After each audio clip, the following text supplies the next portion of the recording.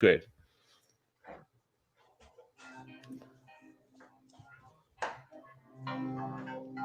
Hi, everybody. Just want to welcome all of you to the Stigma-Free Society's Facebook Live, YouTube Live event. Don't just survive and thrive with me, Daniel Toe. Here, I want to welcome Dr. Smita Nadu and Andrea Bell from Paper Clouds. I want to welcome them right away. But before we do that, I'm going to wait for a few more people to log on. And I always do that by just giving you my personal information. And whether you're watching this now or watching this later, it's always good to know that you can always contact me at this phone number, at Twitter, or on my blog or my email at any time. If you want to ask questions about education or you want to ask questions about mental health, feel free to ask me these things at any time. I'm very, very open and available to talk to any of you. But also please know that while I am broadcasting for the Stigma-Free Society, and I have to do a shout out to them because right now, currently, they are doing a student event for me at the Surrey School District. They're broadcasting on another YouTube channel right now. I was just there, and now I'm popping on here to broadcast for them. So we're broadcasting for each other, but their mental health toolkit is amazing. Andrew Paquette, who's the CEO, does great work advocating for mental health and wellness in our province. So please visit the Stigma-Free Society's website and their Facebook page if you want more information. Now today, we are so glad, and one of our Surrey School District partners, we're so glad to have Dr. Smita Nadu and Andrea Bell on to talk about sleep, mental health, raising kids, and they are the founders, or I think Andrea used the word mompreneur of Paper Clouds, and I'm just going to let them introduce themselves and talk a little bit about what Paper Clouds is. I'm going to take this slide off because people don't need to see us in a picture when they can see us live. So here we go. Please just introduce yourselves, talk about Paper Clouds and what you're doing in schools right now, which is amazing work, I think, especially with the kindergartens, grades 1 and grade 2s. So go for it. All right, Andrea. Okay. Hi there, I'm Andrea. Hi, and I'm Dr. Naidu. Nice to meet you. Nice to meet you. And we are together Paper Clouds, which are co-creators of a wonderful, straightforward program designed to help children fully thrive and be engaged with their life, connecting the dots between sleep, learning, and mental health. Yeah, we're really excited to be here and to be in partnership with the Surrey School District. So together we've put our heads and created a book that basically focuses on a really important pillar of health that's often missed, which is the importance of sleep. And we also expanded that to a curriculum for kindergarten to grade 2. So we can go on about it, but I think we'll get on to the questions as well. Absolutely. And I just want to, why did you come up with this product? Because this will get into the mental health and wellness and digital devices, and we are all so reliant. I remember last May, and like March to June, my kids were on the screen every single day, looking at their school and things like that. And we're also reliant on Zoom calls. We're on a screen right now. But why did you come up with this product about, especially for younger kids, about sleep and having good habits for sleep, and how does that relate to the digital devices and how that affects sleep? And that's what your book is really about. But as we journey down this pandemic road, I think it's important for parents and folks to know how screens and digital devices affect our sleep patterns and our lives. I think the bottom line, by the way, that was a very big question, Daniel. My goodness. Thank you. It's going to take up the whole half hour. Yeah. And go. You must have a PhD in just asking questions that are stacked and difficult to answer. That is actually what my doctorate is in asking random questions. Yes. I did think that. I'll probably start off by saying we're a very impact-focused kind of group where we really want to be able to work on mental health literacy in our communities in a very bite-sized and easy to metabolize fashion. And to link that to your question about, well, now more than ever, we're on our screens, I can attest to that. I mean, I have never suffered from migraines, and I certainly do have migraines now because I'm literally on my screen about 12 to 14 hours. And quite honestly, I think I work more now it being in mental health than I ever have. So our number of gone up 1.5 times with regards to anxiety, ADHD, and aggression, along with behavioral issues when parents try to limit screen time. So to answer your question, I think that this more than ever, sleep health is probably really important time to discuss why it's a pillar of health and how it actually links not only to brain health, but also behavioral health and growth in general. And I think as well, to circle back, I know being a mom of 3 is everybody's coping, I think, more than we did before. Yes, we'd like to all say that we're focusing on thriving, not just surviving, which you talk a lot about, Daniel. Yes. But the reality is everyone's doing the best they can, because all of the boundaries, there's a lot of gray areas right now with COVID. People are maxed, people are exhausted. It's been over a year now. And what Smita and I realized very early is we created this beautiful 2-part book, which was fun. It was easy to understand. And it was for the family that had no previous knowledge. So kids were excited, they were pumped, they were enthusiastic, parents were excited. That was good. But I think where education comes in is when we connected with you originally is in order to have a sustainable health model, which is what Smita deals a lot with in child psychiatry, is there needs to be that education component. And so in the school system, I mean, the reality is 70% of Canadian kids aren't getting the recommended amount of sleep. And I imagine that number is so much higher now. And that means they're unable to flourish mentally, emotionally, physically. And then they're arriving to school with teachers that are already doing above and beyond with all the cleaning protocols and so forth.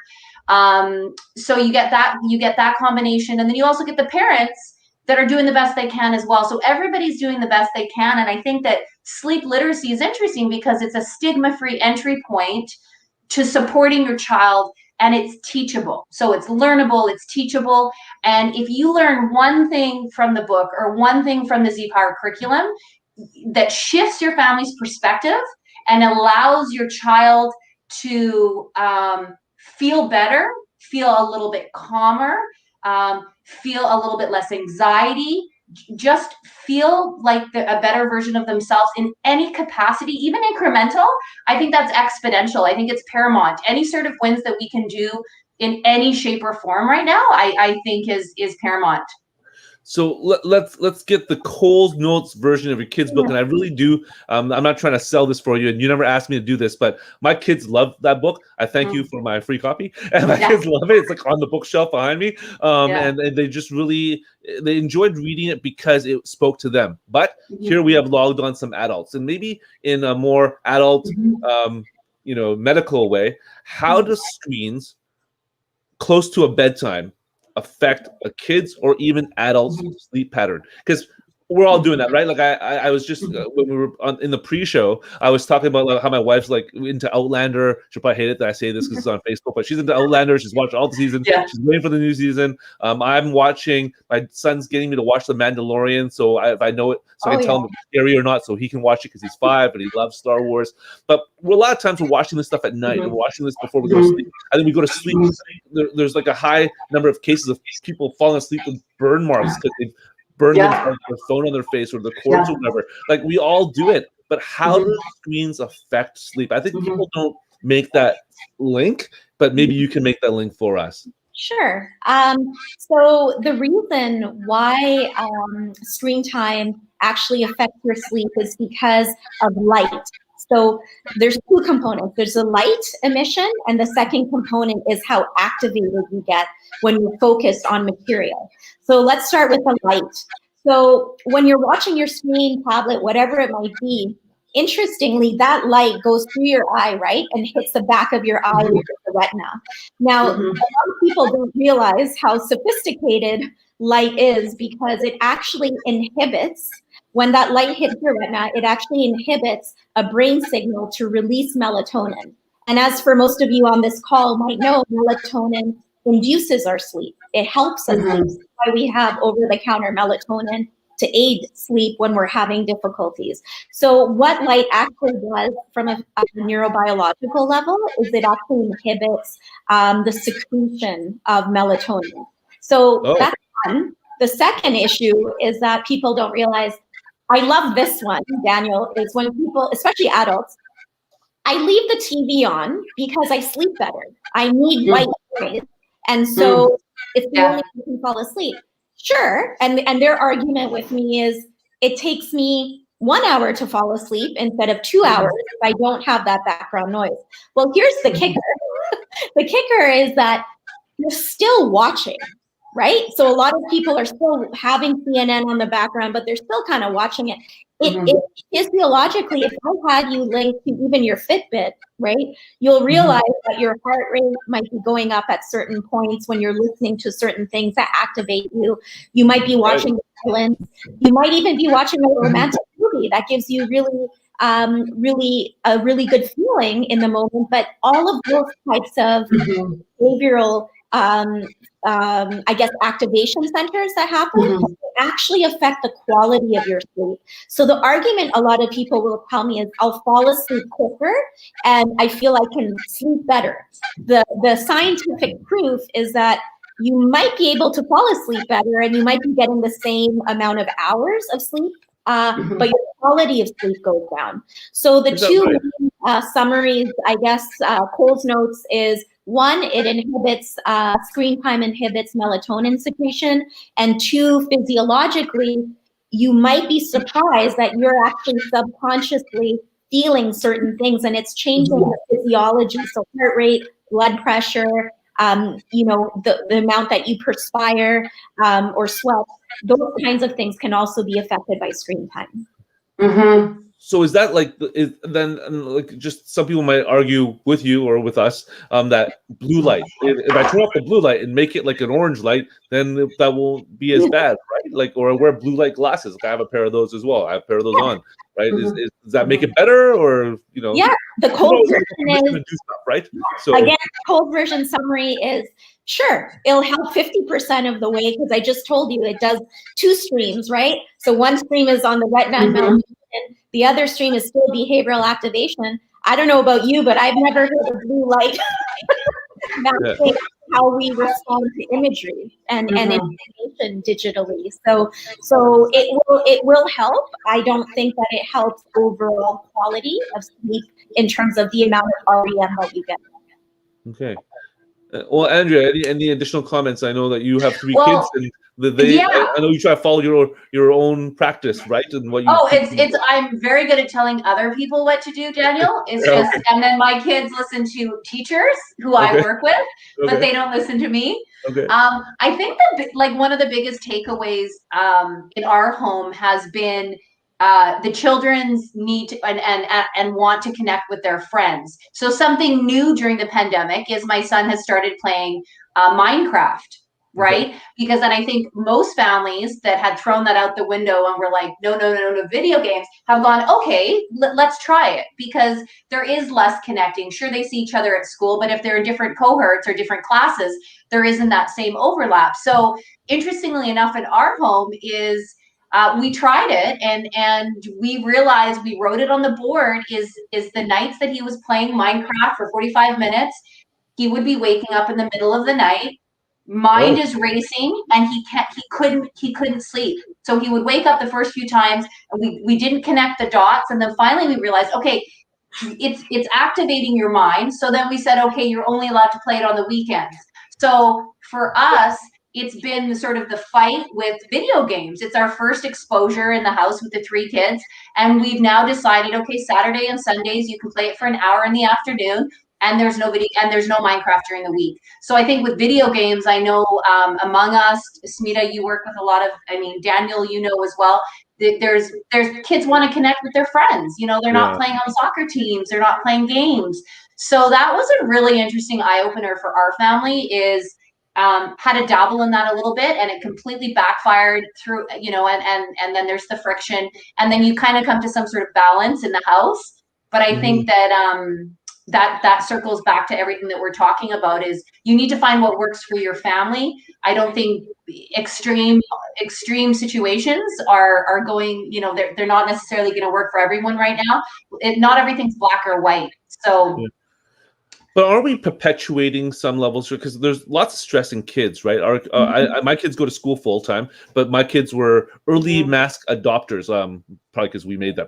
But they're early mask adopters. My sister-in-law was a teacher, also made some cool like Star Wars and Marvel masks and like art masks. So my kids wear them all the time and they love wearing them. But it's a stressful situation. They can't play as much with their friends. They can't have play dates. We're not really a Roadblocks or Minecraft house online. There's a whole other reason why I don't let my grade 4 and kindergarten kids play online. That's another show unto itself because I did studies on that. And I'll probably let them go online a bit later when my daughter hits grade 5 or grade 6, right? And but it's a stressful time for the kids as well. And sometimes we use devices and whatever to appease them. But what advice do you have to give to parents whose kids are experiencing the stress? You work with, it's probably your everyday, Dr. Nadu. Like every day you're talking to families about how to make things more meaningful for your kids. Andrea, you talk about like what works for your family, but how much do we sway in what works for our family versus what's good and healthy for our kids? Because what might work for my family might not be completely healthy for my kids, and what's healthy for my kids may not be good for my family. Like how do we help parents make that bridge that gap? Totally. Well, I think the good news is we're all in this together and we're all learning together, whether we're teachers, parents, physicians, counselors. So that puts us all in a very unique position to learn from one another. But I think the most important thing to all agree with is that technology is not going anywhere. Video games are not going anywhere. Your kids are going to be absolutely marginalized if they're not engaging in those things, quite honestly, because 99.9% of the population, that's how they actually interact now. Yes, that is a big drastic difference perhaps from our generation, but that's the way it is. And I think the biggest number one thing is we need to adopt the fact that things are changing. I've met so many parents that have said, I just let my kid play 20 minutes.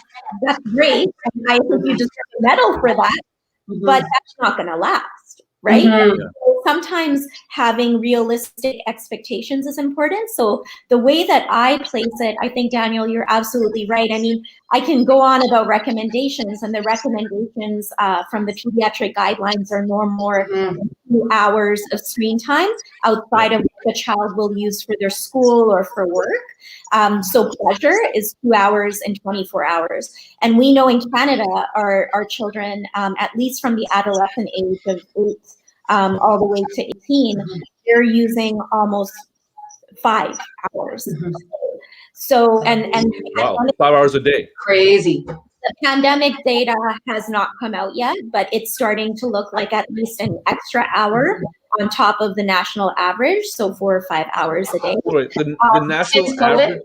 Sorry. The national average, I've never seen these stats. The national average for screen time in a household for kids is 4 hours a day. That's normal. I mean, when you think about it, that includes TV, right? I mean, kids are going to watch. Sorry, I know we're live, but that's like, so they're in school from like 8:30 to 2:30, 3 o'clock.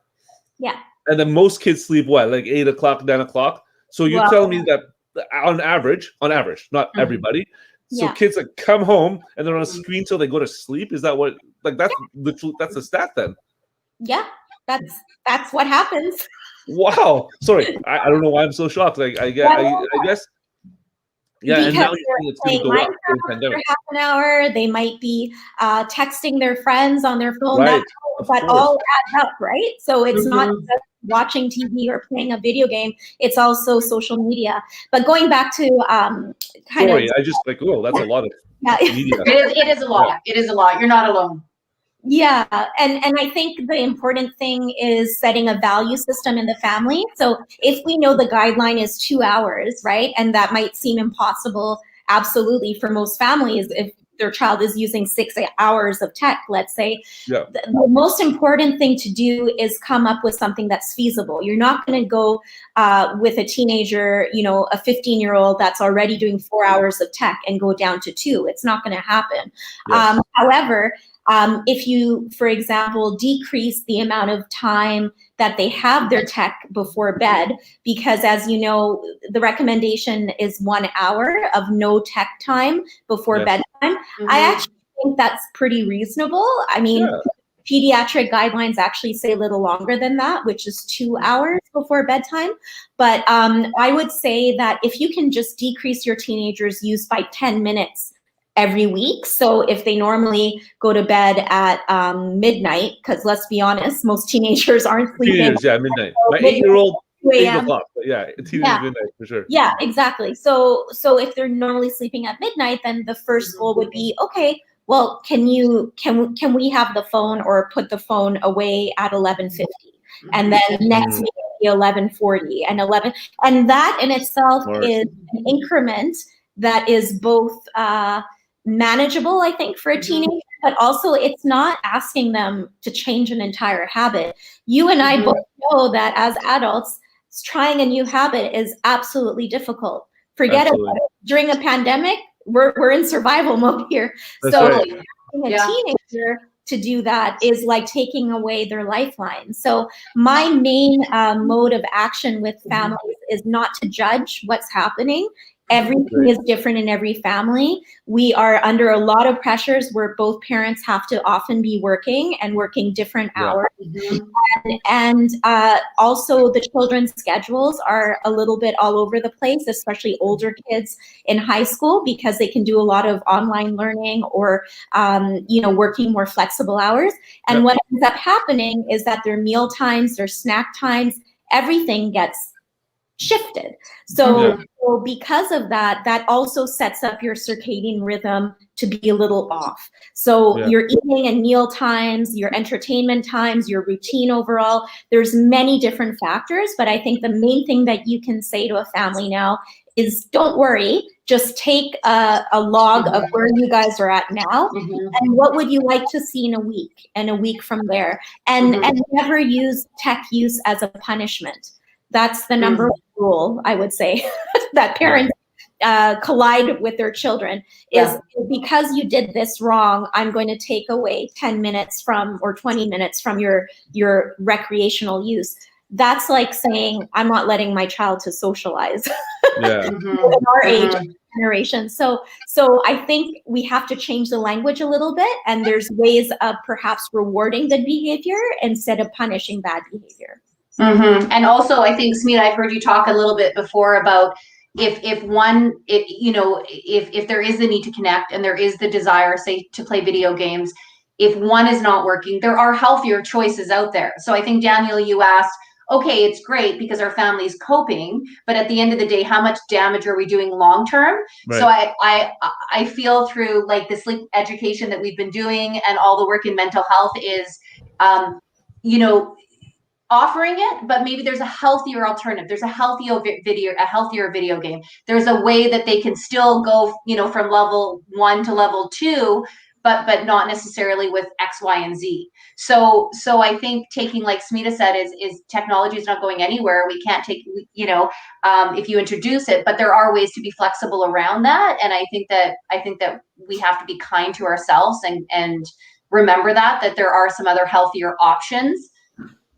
Yeah, and I think it's never too late to give kids parameters. So I'm not going to lie, when my wife's working at Royal Columbian Hospital, I always like to do a shout out to all the doctors and nurses and staff, X-ray techs, all of you who are at the hospitals working hard. I know, Smita, your husband does work as well in hospitals, and just thank you so much for your work. But when my wife's working and I'm making dinner and also trying to answer my texts from the school district at the same time, I'm not going to lie. I say, hey, kids, you can watch your show, watch Emily's Wonder Lab, watch Magic School Bus, whatever. You play Pac-Man. We bought a little arcade Pac-Man, play Pac-Man. But at this time, like X o'clock, or when I'm done doing this, then we turn it off, right? And I think if you give parameters ahead of time, kids are less likely to freak out than if you say, Totally. yeah, just go on it, and they're like, oh, you got to stop now. And you're like, what? I'm in the middle of this, right? If you give proper parameters, your kids will understand. And I don't think it's ever too late. Some parents might be watching and say, oh, we've never given our kids parameters. It's too late. No, it's never too late. But like Dr. Nadu said, you can work backwards, right? Okay, today we're going to give a few more parameters because we're on the screen a lot. You're doing hybrid learning a lot. We just got to get off the screen sometimes and go outside. Then you give your kids parameters and reasons, and you do it with them. Like what I found, I often tell the story of my best thing ever was when I broke my Apple Watch because I look at my phone less because there's no more notifications. I never replaced it. Not just because I'm cheap, but I just never replaced it. And I think it's great because now I'm not waiting for my phone to go. And when I'm building Lego with my kids, I'm building Lego with my kids. And so when I'm on the screen less, my kids are on the screen less. It's just that way as well, right? That brings there's a really good point about what you were saying is that, if you're going to implement these rules, they can't just be for one person in the family. Yes. It has to be a value system. Everybody. So that includes mom and dad, aunt and uncle, whoever's cohabitating with you guys. It's really important because otherwise it feels like punishment for the youth. So that's really important as well because we all have to learn. If we're going to learn a value system and an ethos that happens in your household, it absolutely has to be activated by everyone. Yeah, I actually, one thing we don't like our kids doing, and we used to do it just because we wanted to have a conversation, but we don't like to have them watch stuff while they eat anymore. Because for one point in our lives, my wife and I are like, the only time we get to talk to is while we eat. So let's let them watch something so we can talk, but it didn't work out very well because they always wanted to watch. So what I, again, tend to do is that I don't even watch the news. Like one of my favorite things when I was growing up, and even as an adult before kids, it's like to watch the news while I eat because I want to know what's going on in the world, right? Yeah. 6 o'clock news, I love the 6 o'clock news, doesn't matter what channel, I love it. But now I have like the global BC1 channel. I watch the news. I watch the 6 o'clock news at 7. Yeah, it's the same. Nothing else has happened really for an hour, right? And, I say that out loud to them. I'm not watching. I will watch the 6 o'clock news at 7. Let's just eat together, right? And we found that works well. Again, doing it all together, right? Yeah. So as I told you, half an hour goes by in like that. So I don't know if of Andrea, Dr. Nadu, you have any closing comments. Again, I'm just going to go back to this slide so that people can see how to contact you. Oops, I got to go to the slide. This is how you contact the folks at Paper Clouds if you want a copy. This is on their website, so I didn't just post Andrea's private number or anything. Please definitely get their information. Contact them if you are watching, or if you're an educator watching, or if you're a parent and you want a copy of their book, or you want to just, contact them for whatever reason about sleep and sleep habits, please do that. I do want to thank you for coming on, but please, any final comments before we go? I would say one last comment would be the pandemic has definitely altered our routines, and whether you're an adult or a child. And I think just being really gentle with yourself and understanding that no matter where you're at right now with your sleep habits, your eating habits, your exercise habits, that's okay, right? It's been a really hard ride for everyone, whether or not you're on the front lines. And I think it's really being, one of the learning curves that I've had to learn along the way is really being gentle with yourself. So I encourage everyone just to be curious about where they're at right now, especially around their sleep habits and their child's sleep habits, and know that it's a very learnable and teachable thing, and that things can get better, because if your sleep is better, your behavior is better. And for a child that's still growing, their brain is still growing till 25, their neural connections are going to be better and their brain health will be better. So I think those are my closing remarks is stick with it and you'll see success. Okay. Absolutely. And I think the final thing I would say is the analogy, if your cup of stress is full and it's almost to the very top, it doesn't take very much to push you over the edge. So I think leading by example, and like what Smita said, be kind to yourself. And our program is just growing. We're working with Daniel in the Surrey district. We're in 8 other school districts. So we're just getting started in sleep literacy. So we're here to grow with you guys as well. And if you have any questions, even if they're really, really small, feel free to reach out to us. And we're very excited about the work we're doing in education. So thank you, Daniel, and Stigma-Free Society. Thank you. Yeah, and all of this will be broadcast on the Stigma-Free Society's YouTube page, on the Facebook page, so you can watch later, but also in the Surrey School Districts. And I want to thank the Stigma-Free Society for letting me do that on the Surrey School District's mental health and wellness web YouTube channel as well. So thank you so much, everyone, for watching. Folks, please, Dr. Nadeau and Andrea, please stay on while I end, because people tend to disappear, and I can't thank you personally afterwards. But we are going to end our broadcast today. Again, if you have any questions or comments, I'm going to play my music. I always have trouble with the music. Yeah. But if you have any questions or comments, please contact me at the webpage, email address, phone number, Twitter. Happy to answer any of your questions. And thank you again, Dr. Nadeau and Andrea from paperclouds.ca .ca, right? .ca? Yes, .ca. Yeah, .ca Yes. for coming on the show. Tune in next time in a couple weeks when I interview a secondary principal. That should be lots and lots of fun. Thank you, everyone. Have a great day. Thank you. Bye-bye.